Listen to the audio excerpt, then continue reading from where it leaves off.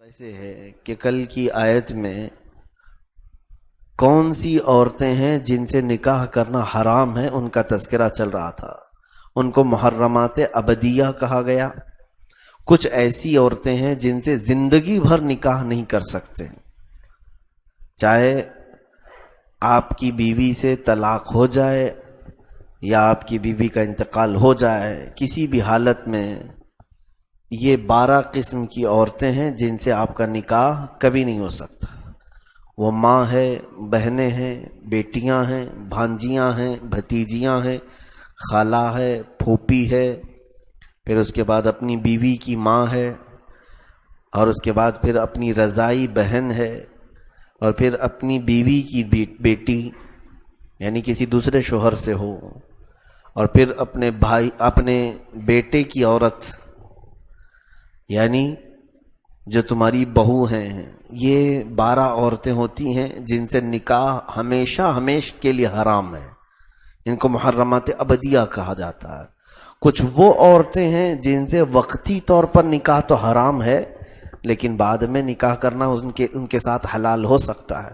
جیسے تمہاری سالی، کہ جب تک تمہاری بیوی تمہارے نکاح میں ہے، بیوی کی بہن سے تم نکاح نہیں کر سکتے. وہ تمہارے نکاح میں نہیں آ سکتی جب تک تمہاری بیوی تمہارے نکاح میں ہے، کیونکہ اللہ رب العزت کا قانون ہے ایک مرد 2 بہنوں کو ساتھ میں نہیں رکھ سکتا. 2 بہنوں کو ایک نکاح میں جمع نہیں کیا جا سکتا.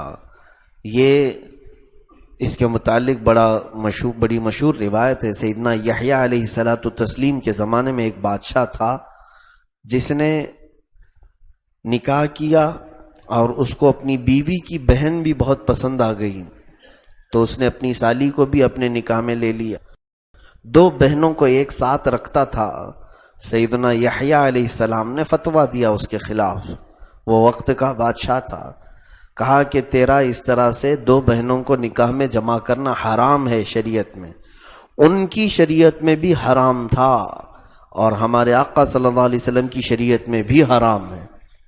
تو انہوں نے جب اس طرح بادشاہ کے خلاف فتویٰ دیا تو آپ کو طلب کیا گیا. بادشاہ نے آپ کے ساتھ سخت و شست باتیں کی اور پھر اس کے بعد دھمکی بھی دی کہ تم بادشاہ کے خلاف فتویٰ دیے ہو، اپنی شریعت میں رد و بدل کر لو، کچھ حکم بدل ڈالو. سیدنا یحییٰ علیہ السلام نے فرمایا یہ میرا بنایا ہوا قانون نہیں ہے، اللہ کا بنایا ہوا قانون. میں ٹوٹ جاؤں گا، تو ٹوٹ جائے گا، لیکن اللہ کا قانون نہیں ٹوٹے گا. لیکن اس کے پلے نہیں پڑی بات. اس بادشاہ نے سیدنا یحییٰ علیہ السلام کو قتل کر ڈالا، شہید کر دیا. جوانی میں حضرت یحییٰ علیہ السلام کی شہادت ہو گئی. تقریباً 33 یا 35 سال کی عمر کے قریب تھے آپ جب اس بادشاہ نے نبی اللہ کے نبی یحییٰ علیہ السلام کو قتل کیا.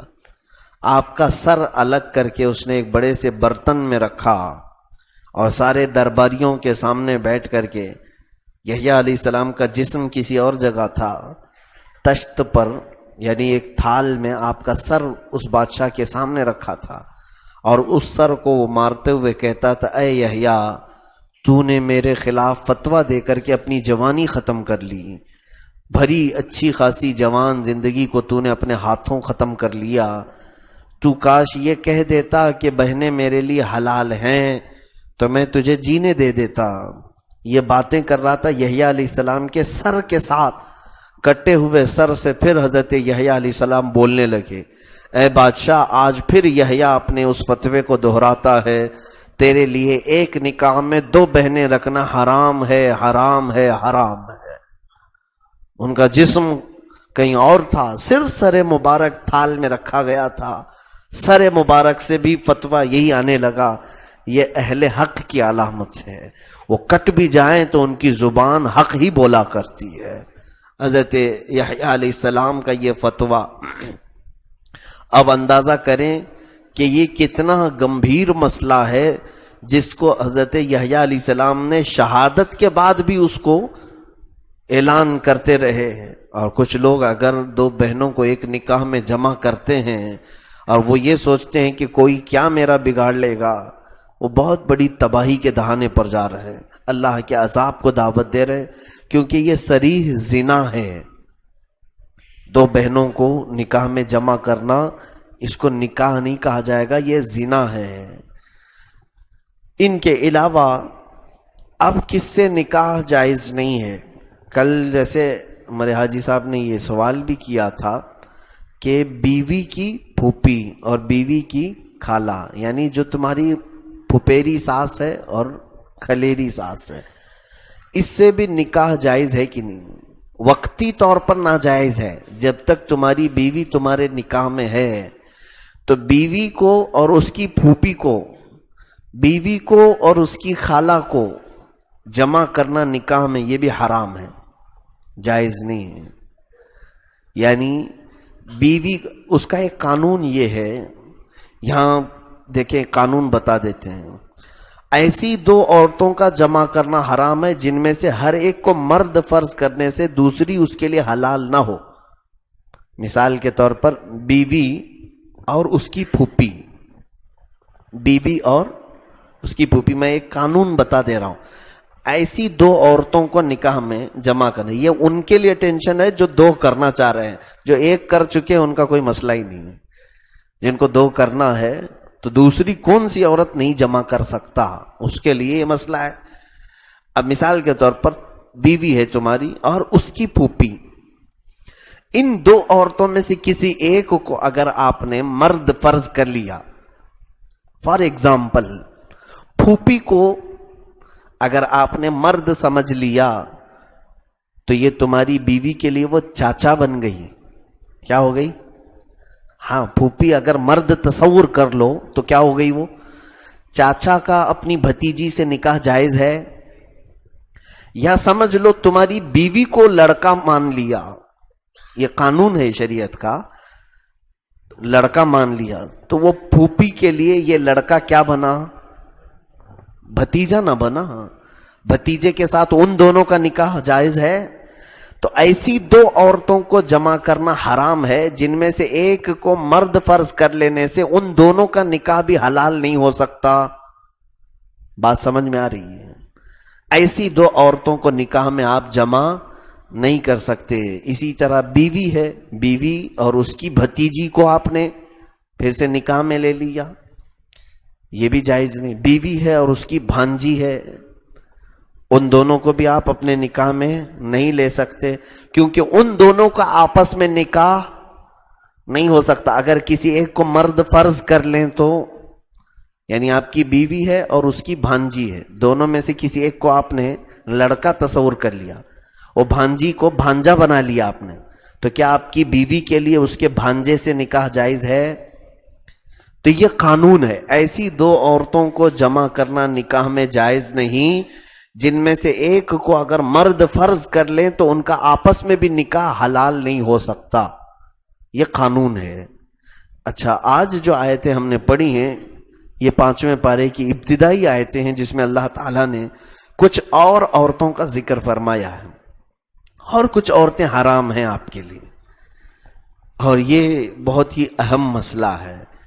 یہ تو سمجھ میں آ جاتا ہے کہ ماں کے ساتھ نکاح نہیں ہو سکتا، بہن کے ساتھ نہیں ہو سکتا، بیٹی کے ساتھ نہیں ہو سکتا، اور اس کے علاوہ بھانجی، بھتیجی، پھوپھی، خالہ، ان کے ساتھ نکاح نہیں ہو سکتا۔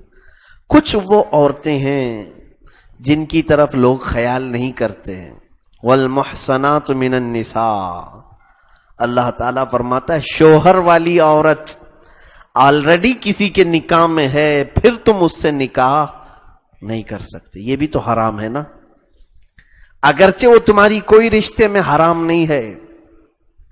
مثال کے طور پر کسی کے ساتھ ایک عورت کا نکاح ہو چکا ہے لیکن اب تم اس کے عاشق بن گئے ہیں اور اس کے شوہر کے ہوتے ہوئے تم اس کو اپنے نکاح میں لا رہے ہو تو نکاح ہوا ہی نہیں، زنا ہوا۔ جب تک وہ اپنے شوہر سے الگ نہیں ہوتی، طلاق ہو جائے یا پھر اس کے شوہر کا انتقال ہو جائے، عدت ختم ہو جائے، تب وہ عورت تمہارے لیے حلال ہوگی۔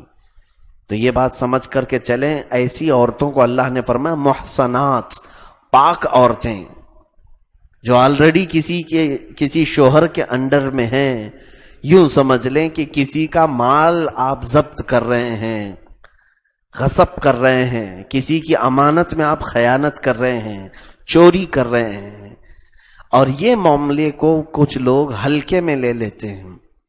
کئی معاملات ایسے آئے، شادی شدہ عورتیں ہیں اور شادی ہو چکی ہے، اور پھر کوئی دوسرا مرد اس خاتون پر فریفتہ ہو گیا، ان کے تعلقات قائم ہونے لگے۔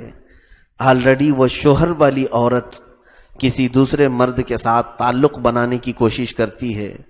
معاذ اللہ رب العالمین، جب ایسے دو لوگوں کا ملاپ ہوتا ہے، یہ ایک بات یاد رکھیں، شوہر والی عورت سے کسی نے تعلق قائم کیا تو روایت میں ہے کہ اسی وقت اللہ کا عرش ہلنے لگتا ہے، اللہ کا عرش ہل جاتا ہے کہ انہوں نے ایک عظیم گناہ کیا ہے، کہ اتنی بڑی خیانت ہے یہ، معاذ اللہ رب العالمین۔ اس کو بہت سارے لوگ یہ سمجھتے ہیں کہ یہ عام سی بات ہے کہ پڑوس کی عورت کو دیکھ لیا۔ حدیث پاک میں تو پڑوس کی عورت کے متعلق تو اتنی وعیدیں آئی ہیں، فرمایا گیا کہ جو اپنی پڑوس عورت کے ساتھ خیانت کرے، قیامت کے دن اسے جنت کی خوشبو بھی نہیں سنگھائی جائے گی۔ جنت کی خوشبو 500 سال کی مسافت دور سے ہی آتی ہے، اور ایسے شخص کو جنت کی خوشبو سے بھی محروم رکھا جائے گا۔ جنت میں جانا تو دور کی بات ہے، خوشبو بھی نہیں سونگھ سکتا جس نے اپنے پڑوس کی عورت کے ساتھ خیانت کی۔ اس کو بہت ہلکے میں لیتے ہیں لوگ۔ عزیزان گرامی، یہ معاملہ چلیں، میں سمجھتا ہوں بھانجیوں کے ساتھ، بھتیجیوں کے ساتھ، بہنوں کے ساتھ نکاح کا آپ تصور بھی نہیں کرتے ہوں گے، ماں کے ساتھ، بیٹی کے ساتھ نکاح کا آپ خیال بھی نہیں کرتے ہوں گے، لیکن کبھی کبھار شیطان ان چیزوں میں ورغلاتا ہے۔ آلریڈی جو کسی کی عورت ہے اس کی طرف نظر بھی اٹھانا آپ کے لیے حرام ہے، وہ کسی اور کی امانت ہے، کسی اور کے لیے۔ حتیٰ کہ یہ ایک بات اور بھی بتا دوں آپ کو، یہاں مسئلہ، شرعی مسئلہ، یہ سن لیجیے آپ۔ ایک صاحب آئے تھے ہمارے پاس، انہوں نے کہا کہ میری بھی شادی ہو چکی ہے اور فلاں ایک لڑکی ہے اس کی بھی شادی ہو چکی ہے، شادی ہو کر کے بھی 5-6 سال ہو گئے، لیکن بات ایسی تھی کہ ہم پہلے آپس میں ایک دوسرے سے محبت کرتے تھے، میری شادی الگ جگہ ہو گئی، اس کی شادی الگ جگہ ہو گئی، ہو گیا، ختم ہو گئے، تمہاری شادی الگ ہو گئی، اس کی شادی الگ ہو گئی۔ لیکن ان صاحب کا کہنا ہے کہ 5-6 سال کے بعد دوبارہ پھر سے محبت جاگ گئی، پھر سے ہم لوگوں کا ملنا ہو گیا، اور اب ہم یہ چاہتے ہیں کہ ہم پھر سے آپس میں ایک دوسرے سے نکاح کر لیں۔ میں حلال طریقے سے اس کو اپنانا چاہتا ہوں، میں کسی غلط راستے سے نہیں لانا چاہتا۔ بات سیدھی سی ہے، وہ بیچارے کو شریعت اور اللہ کا خوف ہوگا تبھی مسئلہ پوچھا، نہیں تو کتنے تو چور راستے سے چلے بھی گئے ہوں گے۔ پوچھا، میرے عزیز اب حلال راستہ ہے کیا تمہارے پاس؟ کون سے حلال راستے سے تم اس عورت کو اپنے نکاح میں لاؤ گے؟ کہا میں پیغام بھیجنا چاہتا ہوں۔ یہاں مسئلہ میں آپ کو بتانا چاہتا ہوں، نکاح کا پیغام ایسی عورت جو آلریڈی کسی کے انڈر میں ہے، اس سے نکاح کی اپنے ساتھ بات کرنا بھی حرام ہے، اس کے ساتھ نکاح کی بات کرنا بھی حرام ہے۔ یہ کہنا کہ تو اپنے شوہر کو چھوڑ دے پھر اس کا طلاق ہو جائے تو ہم آپس میں نکاح کرتے ہیں، اس نے اپنے مومن بھائی کے ساتھ خیانت کی۔ میرے عزیزو، یہ تو بیویوں والا معاملہ ہے، میں آپ کو اس سے بھی نیچے کا مسئلہ بتا دوں۔ بازار میں آپ گئے ہیں، بازار میں خرید و فروخت کے لیے کپڑا خرید رہے تھے، میں ہوں اور آپ میں سے کوئی ایک صاحب ہیں، دونوں اچانک اسی کپڑے کے لیے، خریداری کے لیے ہم کھڑے ہو گئے۔ میری بات چل رہی تھی اس کپڑے کے لیے، دکاندار نے کہا یہ کپڑا 100 روپے کا ہے، میری بات ان سے چل رہی ہے۔ اسی اثنا میں حاجی صاحب تشریف لائے، وہ بھی مسلمان، میں بھی مسلمان۔ انہوں نے کہا بھائی یہ کپڑا مجھے بیچ دو گے 120 روپے میں؟ دکاندار نے اٹھایا اور ان کو بیچا، تو ان دونوں نے حرام کام کیا۔ اللہ کے حبیب صلی اللہ علیہ وسلم نے فرمایا اپنے بھائی کی بولی پر بولی نہ لگاؤ جب تک کہ وہ اسکپ نہ کر لے، جب تک وہ اس تجارت سے اپنے آپ کو الگ نہ کر لے تب تک تم اپنے بھائی کی بولی پر بولی نہیں لگا سکتے۔ آلریڈی ایک بندہ خریداری کر رہا ہے، ابھی خریدا نہیں۔ یہ اسلام کی باریکیاں دیکھیں آپ، یہ اسلام کی باریکیاں۔ نیلام ہونے والے معاملات الگ ہیں، نیلام میں سوال کیا جاتا ہے، وہ الگ مسئلہ ہے، لیکن خرید و فروخت جہاں ہو رہا ہے، جب تک میں نہیں خریدا اس وقت تک ان کو اس چیز کے بارے میں بات بھی نہیں کرنا چاہیے اس دکاندار سے۔ یا تو پھر پہلے یہ ہم سے پوچھ لیں آپ اس کپڑے کو لے رہے ہیں یا چھوڑ رہے ہیں۔ میں نے کہا نہیں مجھے اس میں انٹرسٹ نہیں ہے، اب ان کو اجازت ہے کہ وہ اس کپڑے کے بارے میں دکاندار سے بات کریں۔ گھر لینے کے لیے آپ پہنچ گئے، گھر لینے کے لیے اب ایک مسلمان وہاں پر گھر کی خریداری کے لیے مالک مکان سے بات چیت کر رہا ہے، بیچ میں آپ ٹپک پڑے ہیں اور پھر آپ نے کہا کہ یہ گھر مجھے چاہیے، اس کو مت بیچو۔ اگر آپ نے وہ گھر اس کو کاٹ کر کے لے لیا تو حرام گھر لیا آپ نے، تجارت آپ کی حرام ہوئی۔ مسلمان کی بے پر بے نہ کرو۔ اب اسی سے میں آپ کو بتا دوں منگنی کیوں کرتے ہیں، منگنی کے جو ہمارے ہاں رواج ہیں اس کی بھی آپ اصل سن لیجیے۔ اصل تو شادی ہے نا، منگنی کوئی چیز تھوڑی نہ ہے، لیکن منگنی کرنی چاہیے۔ کیوں؟ اس کی وجہ میں بتا دوں، ہمارے بزرگوں نے اس کو رکھا ہے۔ اس کی وجہ کیا ہے؟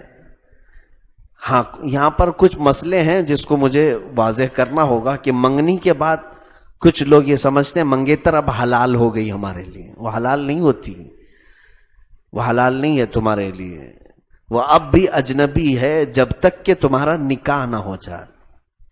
منگنی کی جو اصل ہے اس کی وجہ ہے کیوں؟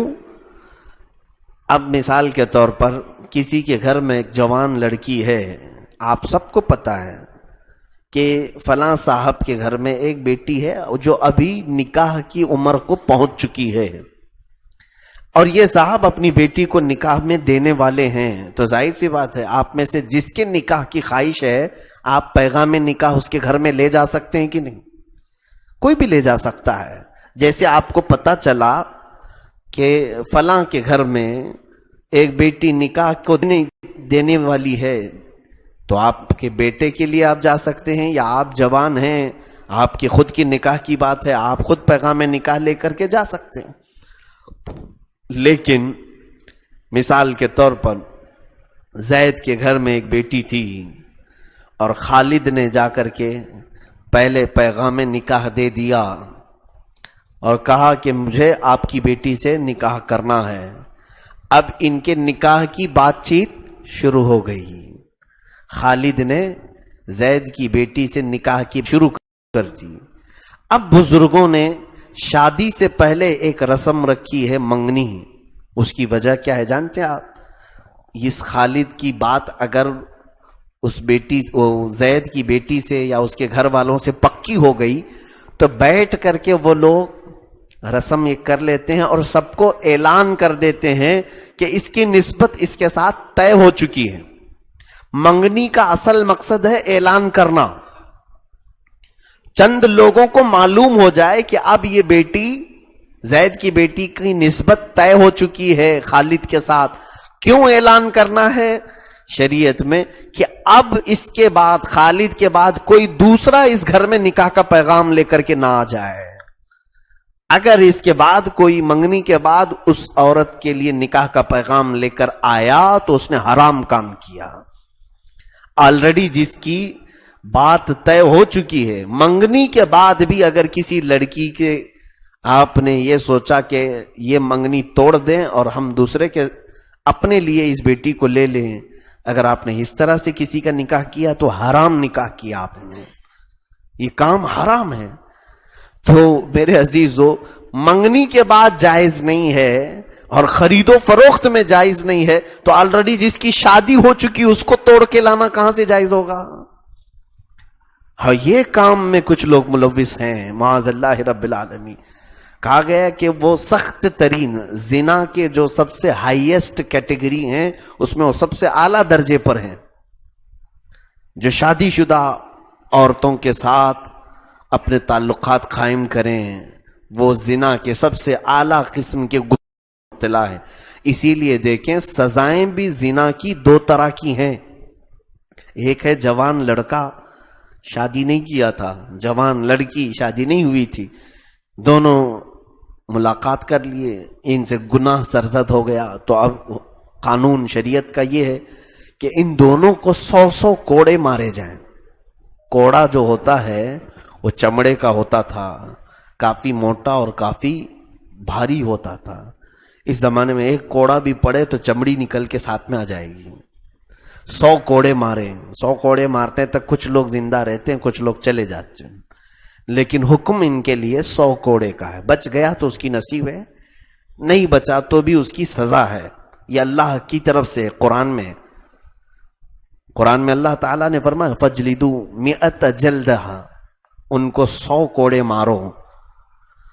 اچھا یہی کام اگر سیم ٹو سیم زنا کا شادی شدہ مرد نے کیا، آلریڈی اس کی بھی بیوی تھی اور جس سے کیا وہ بھی شادی شدہ عورت تھی، اب سزا کا طریقہ بدل گیا، اب قانون بدل گیا. یہاں پر کوڑے نہیں مارے جائیں گے بلکہ کہا گیا ان دونوں کو لاؤ، اونچے پہاڑ سے نیچے ڈھکیلو اور اتنی دیر تک پتھر ان پر مارو کہ ان کی جان نکل جائے. ان کے بچانے کی اور بچنے کی کوئی سی نہیں ہے. اور میرے اندازے کے مطابق اسلام میں سب سے اعلیٰ درجے کی سزا دنیا میں یہی ہے، یعنی ان کی روح نکلنے تک مارو. اللہ اکبر. یہ اتنی دردناک سزا ہے میرے عزیزو. زنا کرنے والے کو ایک بار اگر سزا دی جائے سب کے سامنے، ہزاروں لوگوں کے جسم کانپ جاتے ہیں، ہزاروں لوگ، پھر اس گناہ کے قریب بھی کوئی نہیں جاتا. کیوں اتنی بڑی سزا رکھی گئی ہے اس میں؟ جانتے ہیں آپ زنا جو ہے یہ ناسور ہے، کینسر ایڈز کی بیماری سے زیادہ خطرناک ناسور ہے. محلے میں ایک زنا کا عادی بن گیا تو اس کے وائرس پورے محلے میں پھیلتے ہیں. وائرس ہوتے ہیں اس بیماری کے، یعنی اس گناہ کے وائرس ہیں. ایسا گنہگار جہاں بھی ہوتا ہے وہ اپنے آس پڑوس جتنے لوگ ہیں سب کے خیالات اس کی وجہ سے پراگندہ ہو جائیں گے. ایک زانی کی وجہ سے 10 زانی اور پیدا ہو سکتے ہیں، بالکل پاسبل ہے یہ چیز. اور اللہ رب العزت نے یہ جو سزا رکھی ہے کہ یہ ختم کرنے والا معاملہ ہے نا، اس کی وجہ یہی ہے. کینسر کی پھوڑی کو کاٹ کے الگ کرو تو جسم بچ سکتا ہے تمہارا، کچھ امید ہے بچنے کی. اور تم یہ سوچو کہ اس کو ویسی رکھا جائے، پورا جسم سڑ جائے گا، پورا معاشرہ خراب ہوگا. اور آج ہو بھی رہا ہے. آج لوگ پارلیمنٹ میں بات کر رہے ہیں کہ اسلامی قانون لانا چاہیے ریپ کرنے والوں پر. ہمارے لوگوں نے نہیں، غیر مسلموں نے بھی پارلیمنٹ میں بات کی. چند دنوں پہلے جب یہ ریپ کے کیسز بڑھنے لگے تو کچھ لوگوں نے یہ آواز لگائی کہ ریپ کرنے والے کو وہی سزا دو جو اسلام دیتا ہے. کیوں آج یاد آ گیا؟ اس لیے کہ جب اپنی بیٹی اس میں شکار ہوتی ہے تب تمہیں اسلام کی سزا یاد آتی ہے. ظاہر سی بات ہے کچھ لوگوں نے یہ کہا، مجھے بات یاد ہے آج سے 4-5 سال پہلے کی، کسی صاحب نے کہا تھا کہ اتنی سخت سزا تو نہیں ہونا چاہیے، کر لیا غلطی سے ہو گیا ہو. میں نے یہ کہا کہ چلو ٹھیک ہے معاف کر دینا چاہیے، میں اور آپ معاف کر لیں گے کیونکہ اس نے زنا کیا. ریپ کرنے والا کوئی اور ہے اور جس سے کیا ہے وہ کسی اور کی بیٹی ہے، کسی اور کے ساتھ کیا ہوگا، اور ہم دونوں یہاں ڈسکس کر رہے ہیں، اس کو معاف کر دینا چاہیے. ایک بات میں آپ سے پوچھتا ہوں، آپ کی بیٹی کے ساتھ اگر وہ ایسا کر لے تو کیا کرو گے؟ تمہاری سگی بہن کے ساتھ اگر کسی درندے نے نوچ تان کیا اور اس کی عزت کو سب کے سامنے بکھیر دیا تو کیا کرو گے؟ وہ جھلا گئے، کہا کہ ایسی باتیں نہ کریں. اچھی اچھی باتیں بولیں، یہ سب کیا باتیں بول رہے ہیں آپ؟ کہا نہیں، آپ کو سننا بھی گوارا نہیں اپنی بیٹی کے بارے میں، اگر ایسا ہو گیا تو کہا میں تو زندہ جلا دوں گا اس کو۔ کہا یہ ہر باپ کی فطرت ہے، اس سے پوچھو جس کی بیٹی کے ساتھ یہ معاملہ ہوا ہے، وہ خود یہی کہے گا کہ ایسے درندے کو میں زندہ ہی نہیں رکھنا چاہتا جس نے میری بیٹی کی عزت کو تار تار کیا ہے۔ میرے عزیزو، اسلام ہر ایک عورت کو اپنی بیٹی کا مقام دیتا ہے، چاہے کسی کی بھی عورت ہو، کسی کی بھی بچی ہو۔ ظلم کا اگر شکار ہوئی ہے تو اسلام نے جو سزا دی ہے، ہاں ایک بات یاد رکھنا، کسی زانی کو سنسار کیا جا رہا ہو، پتھروں سے مارا جا رہا ہو، میں نے دیکھا ہے یمن میں اور کچھ افریقہ کے کچھ علاقوں میں اب بھی سزائیں دی جاتی ہیں، روح کانپ جاتی ہے، ہل جاتا ہے آدمی، زانی کے ہاتھ پیر باندھے ہوتے ہیں، سعودی میں تو قتل کرتے ہیں آج بھی، تو بڑا ڈر لگتا ہے۔ لیکن پورے مجمع میں اکثر لوگ ڈرے ہوئے، سہمے ہوئے اور دور دبکے ہوئے رہتے ہیں، کچھ لوگ بڑی خوشی سے آگے اچھل کود کر رہے ہوتے ہیں۔ دیکھنا آپ کبھی بھی اگر اتفاق ہوا زانی کو مارنے میں اور زانی کو سزا دینے میں، دو چار اس مجمع میں ایسے ہوں گے جو کہہ رہے ہوں گے اور مارو اس کو اور ختم کرو۔ جب مجمع میں ایسے دیکھا گیا ہے تو آپ تحقیق کر کے معلوم کریں تو پتا چلے گا یا تو یہ اس جس لڑکی کے ساتھ اس نے کیا اس کا بھائی ہوگا یا باپ ہوگا یا کچھ رشتہ دار ہوگا، اسی کو اچھا لگ رہا ہوتا ہے اس وقت جب مار رہے ہوتے۔ یہی میرے عزیزو اسلام ہر ایک کی فیلنگ کو محسوس کرتا ہے کہ جب کسی کے ساتھ ظلم ہو جائے تو سارے لوگوں کے لیے انصاف ایک ہی طرح کا ہو۔ تو بہرحال بات آگے نہ چلی جائے، میں نے یہاں بیچ میں یہ بات بتانا ضروری محسوس کیا کہ ان عورتوں کے ساتھ تمہارا نکاح جائز نہیں جو آلریڈی کسی شوہر کے ساتھ ہیں۔ اب یہاں پر ایک اور مسئلہ ہے، کب تک نکاح نہیں کر سکتے آپ؟ پہلی بات، اگر کسی کے ایسے معاملات ہیں تو توبہ کر لیں، سچی توبہ کر لیں، اور عورتیں اس طرح سے بہکی ہوئی ہیں تو قیامت کے دن وہ سخت ترین عذاب کی شکار ہوں گی کہ انہوں نے اپنے شوہروں کی امانت میں خیانت کیا۔ فرمایا گیا ہے کہ ان عورتوں کے جسموں کے چمڑے نوچے جائیں گے اور ان کی شرمگاہوں پر فرشتے لوہے کو آگ میں تپا کر کے مار رہے ہوں گے۔ بہت سخت ترین سزا ان کو محشر کے دن دی جا رہی ہے۔ کیوں؟ کہا جاتا ہے کہ یہ اپنے ستر کی حفاظت نہیں کرتے تھے، اپنے شوہروں کی امانت میں خیانت کرتی تھی۔ ان عورتوں کے ساتھ بہت سخت معاملہ ہوگا۔ جو عورتیں بہک گئیں وہ توبہ کریں۔ تمہارے شوہر کے ساتھ اگر تمہاری زندگی نہیں نبھتی تو پھر آپس میں اتفاق کے ساتھ الگ ہو جاؤ، طلاق لے لو، خلا لے لو، ختم کر لو اپنی زندگی، اس کے بعد جس سے تمہاری مرضی ہے اس سے نکاح کر لو۔ لیکن ایک شوہر کے ہوتے ہوئے کسی دوسرے مرد سے تعلق قائم کرنا، اللہ اکبر، وہی میں نے ابھی بتایا، اللہ کا عرش ہل جاتا ہے، اللہ کا عرش ہل جاتا ہے، اتنا سخت ترین یہ گناہ ہے۔ اب یہ کب تک نہیں شادی کر سکتے، اس کا ایک اور باریک مسئلہ۔ اب کسی عورت سے آپ کو نکاح کرنا ہے، اب یہ دیکھیں کہ جب تک وہ دوسرے شوہر کے نکاح میں ہے تب تک، اچھا اب شوہر نے اس کو طلاق دے دیا پہلے والے نے، اب آپ کو نکاح کرنا جائز ہے، لیکن کب؟ جب کہ اس کی عدت پوری ہو جائے۔ اگر عدت کے بیچ میں بھی آپ نے نکاح کا پیغام بھیجا تو بھی حرام کام کیا۔ مثال کے طور پر کسی عورت کے شوہر کا انتقال ہو گیا، سمجھ لیجیے انتقال ہو گیا، تو اپنے یعنی مرحوم شوہر کی عدت جو گزار رہی ہے عورت، وہ 4 مہینے 10 دن، 4 مہینے 10 دن تک وہ عدت میں ہے۔ اس دوران آپ نے اگر نکاح کا پیغام بھیجا تو حرام کام کیا آپ نے، کیونکہ ابھی بھی وہ حکمن پہلے والے شوہر کے نکاح میں ہی ہے، ابھی پوری الگ نہیں ہوئی۔ جب 4 مہینے 10 دن ہو جائیں، 11ویں دن ہی آپ نکاح کا پیغام بھیج لو، کیا فرق پڑتا ہے؟ کوئی مسئلہ نہیں، جائز ہے آپ کے لیے۔ لیکن ان 4 مہینے 10 دن کے اندر آپ نکاح کا پیغام نہیں بھیج سکتے، یہ موت والی عدت ہے۔ موت والی عدت ہے. ہاں جو طلاق والی عدت ہے وہ الگ ہے. طلاق والی عدت میں 3 حیض کا آ جانا عورت کے لیے، چاہے وہ 3 مہینے میں آئے کہ 6 مہینے میں آئے کہ 3 سال میں آئے، 3 پیریڈ کا گزر جانا عورت کے لیے یہ شریعت نے عدت رکھا ہے، طلاق والی عدت. اب یہاں پر میں یہی بتانا چاہتا ہوں کہ پہلے والے شوہر نے کسی عورت کو اپنی طلاق دے دیا تو اب وہ عورت عدت کے طور پر 3 پیریڈ آنے تک رکی رہے، پھر اس کے بعد چاہے تو کسی مرد کے ساتھ وہ نکاح کر سکتی. آپ بھی چاہیں تو اس سے پیغام نکاح بھیج سکتے ہیں. اس دوران عدت کے دوران بھی نکاح کی بات آپ نہیں کر سکتے.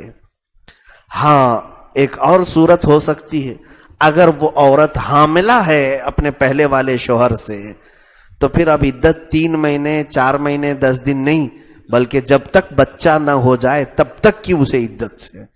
یعنی ابھی پہلے مہینے کا حمل تھا تبھی شوہر انتقال کر گیا یا طلاق دے دیا تو اب اس کی عدت کب تک چلے گی؟ پورے اور 8 مہینے، یعنی تقریباً 9 مہینے میں بچہ اگر ہوتا ہے تو 8 مہینے بھی وہ عدت میں ہی رہے گی. اس دوران اس کا نکاح اس سے نہیں ہو سکتا. یہ مسائل ہیں، اس کو بہت اچھے انداز میں یاد رکھیں اور کسی بھی دوسرے گھر کی امانت میں خیانت نہ ہو. یہاں پر دیکھیے یہ کہاں سے شروعات ہوتی ہے، گھروں کی طرف نظر کرنا. اللہ اکبر. رسول کریم صلی اللہ علیہ وسلم فرماتے ہیں اگر کسی مسلمان گھر میں کوئی راستہ چلنے والا، یعنی تم میں سے کوئی بھی اگر گھر کی عورتوں پر نظر ڈالتا ہے، گھر کے اندر کیا چل رہا ہے، جس کو ہم کہتے ہیں جھانکنا، اس کے گھر میں جھانکا، اس کے گھر میں جھانکا. جھانکنے کا گناہ اتنا ہے کہ حضور صلی اللہ علیہ وسلم فرماتے ہیں گھر والے کو یہ اختیار ہے، چاہے تو وہ پتھر اٹھا کر کے اس کی آنکھ کو پھوڑ دے، اللہ اس کو کچھ بھی نہیں فرمائے گا، اللہ مواخذہ نہیں فرمائے گا، کیونکہ یہ آنکھیں ہی یہاں سے شروعات کرتی ہیں. آنکھوں سے آنکھیں ملی اور اس کے بعد پھر داستانیں شروع ہو جاتی ہیں. یہیں پر اسلام نے پابندی لگاتی ہے کہ چلتے ہوئے کسی بھی گھر پر آپ نظر نہ ڈالیں گھر کے اندر کیا چل رہا ہے.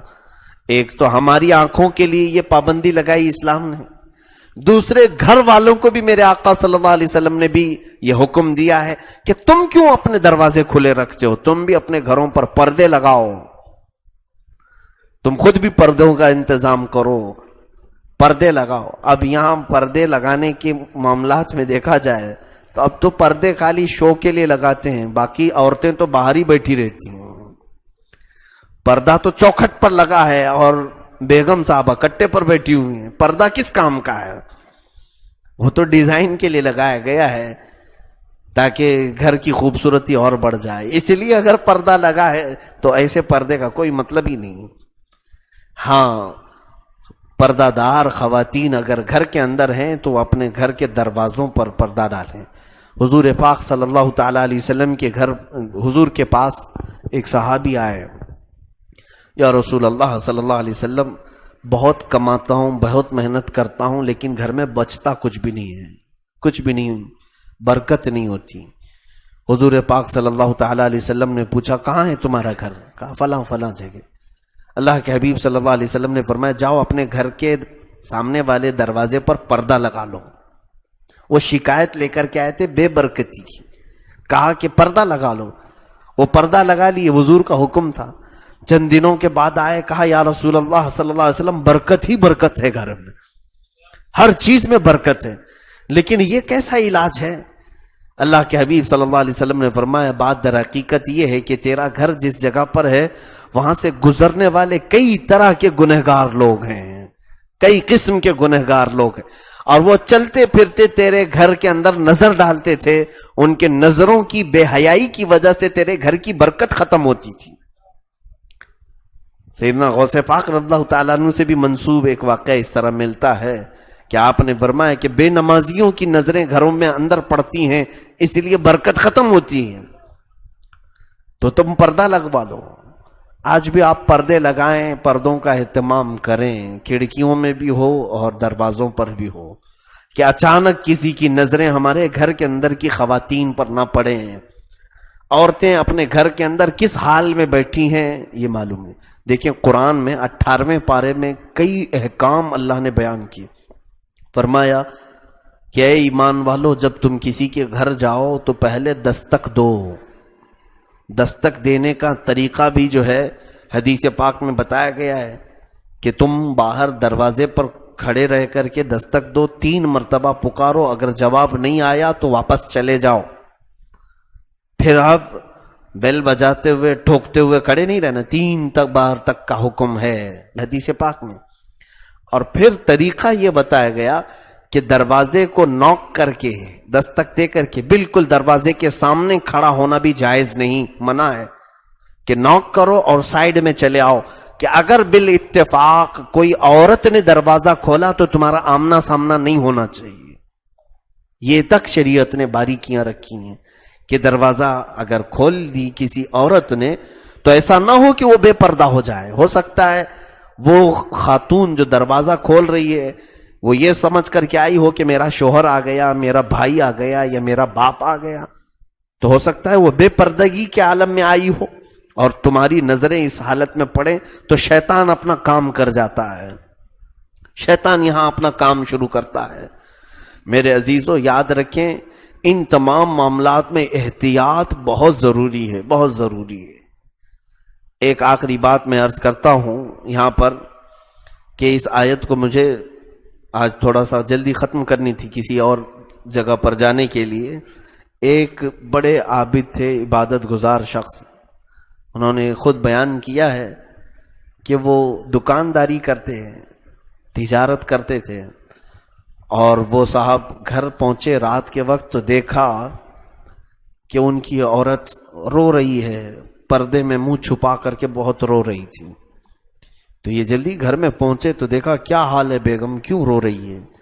کہا میرے ساتھ بڑا حادثہ ہو گیا، میرے ساتھ بڑا حادثہ ہو گیا ہے. وہ بہت پاک عورت تھی، نہایتی پارسا خاتون، اس کے پردے کی لوگ مثالیں دیتے تھے. کہا کیا ہو کیا گیا؟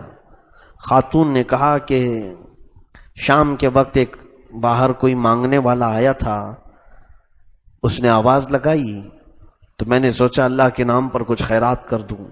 میں نے دروازہ کھولی اور خیرات دینے کے لیے ہاتھ بڑھایا تو اس فقیر نے میرے ساتھ برائی کا ارادہ کر لیا.